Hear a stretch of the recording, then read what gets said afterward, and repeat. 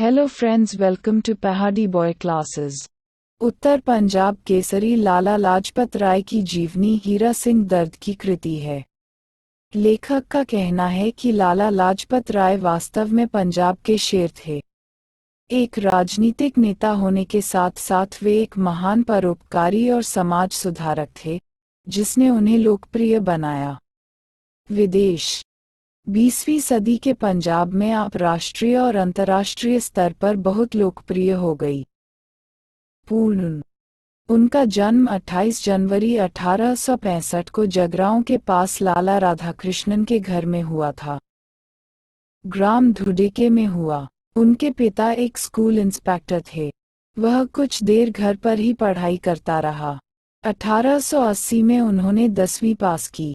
वह बहुत मेहनती, उत्साही और निडर था।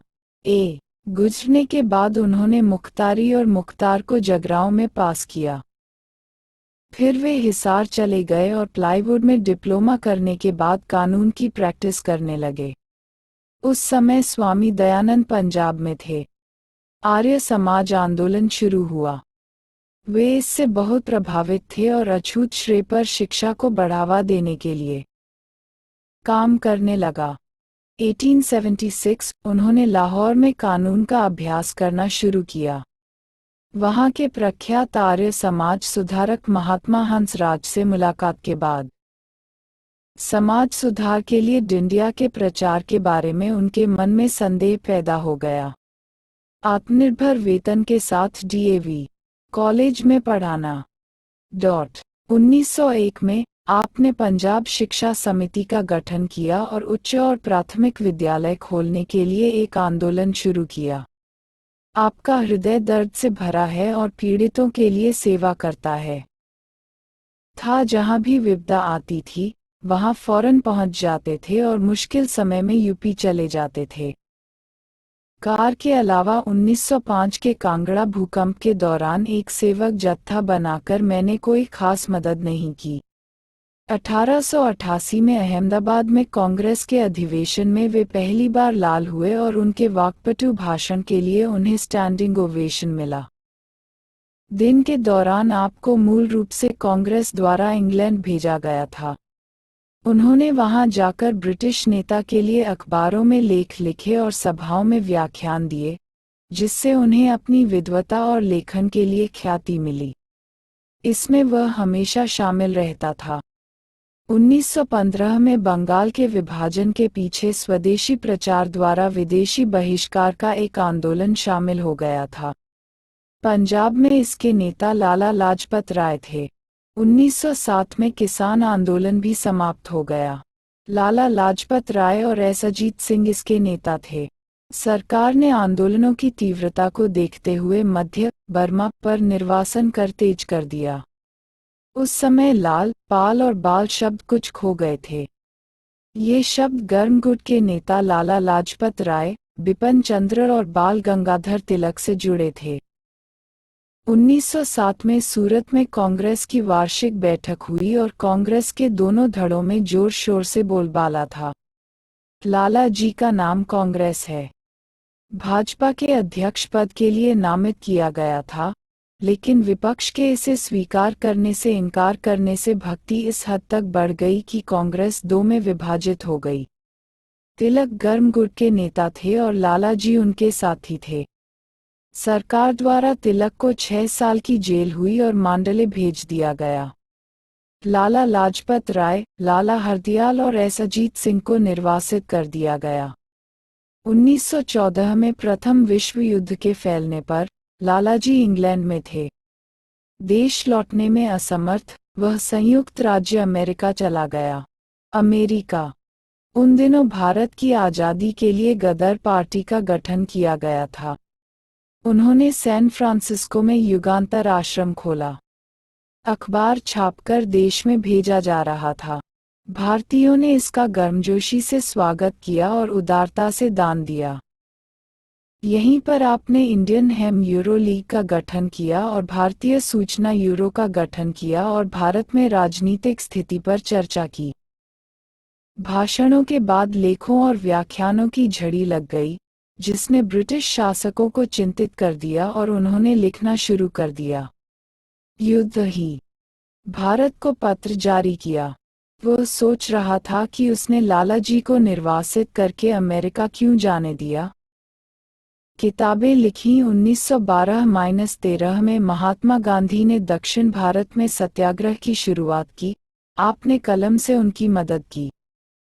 एक एक करके 30-40 हजार रुपए भी भेजें।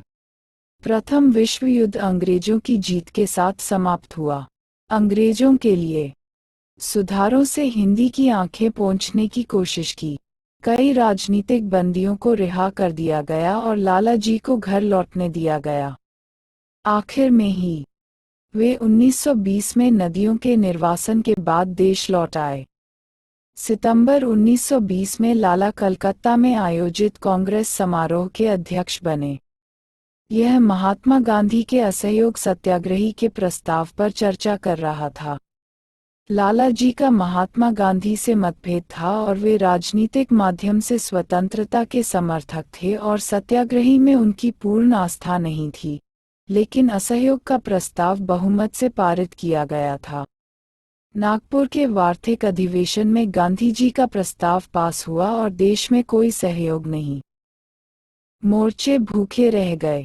लालाजी ने भी कांग्रेस के निर्णय को स्वीकार कर पंजाब में लागू करना शुरू कर दिया। उन्होंने वंदे मातरम दाओ उड़ूते पिपला नाम से एक अंग्रेजी साप्ताहिक शुरू किया और अपने साहसिक प्रचार के साथ पंजाब में असहयोग आंदोलन को गति मिली।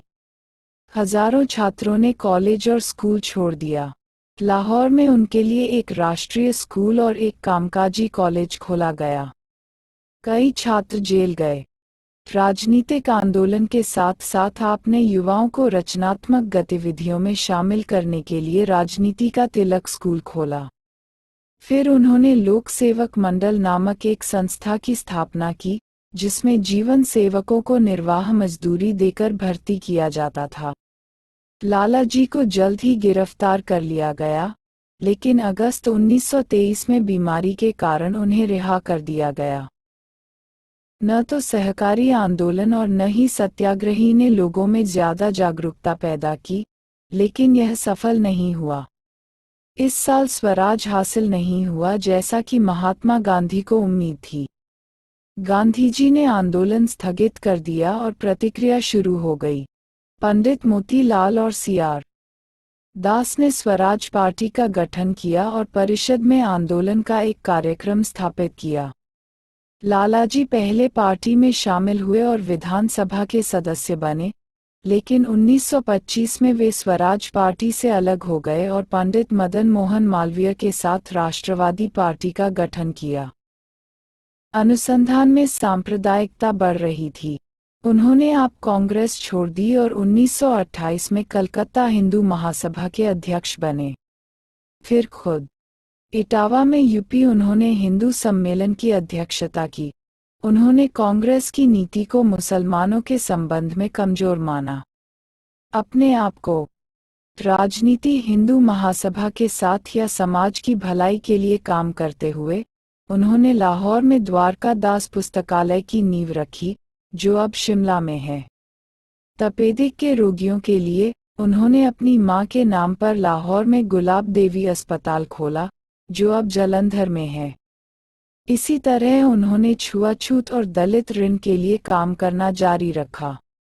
भारत माता का प्रेम और स्वतंत्रता की भावना उनके मन में बसी हुई थी। इसीलिए 1928 में जब ब्रिटिश सरकार ने हिंदी नेताओं की इच्छाओं की अनदेखी की और साइमन कमीशन भेजा तो आपने इसका कड़ा विरोध किया। कांग्रेस इसका बहिष्कार करने का निर्णय लिया है। साइमन जहां भी जाता है, उसका स्वागत काले झंडों से किया जाता है।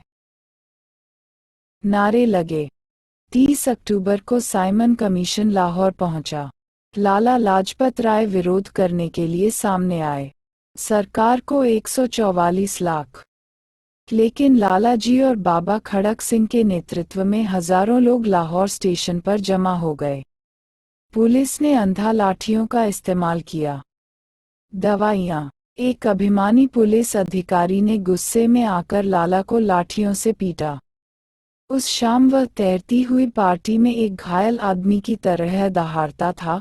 मेरे शरीर पर एक भी छड़ी ब्रिटिश साम्राज्य के ताबूत में कील साबित होगी। 17 नवंबर 1928 को वृद्धावस्था के कारण लालाजी का निधन हो गया। इससे लोग बहुत दुखी हैं। भगत सिंह ने इसे राष्ट्रीय सम्मान माना और जवाबी कार्रवाई में अपने प्राणों की आहुति दे दी।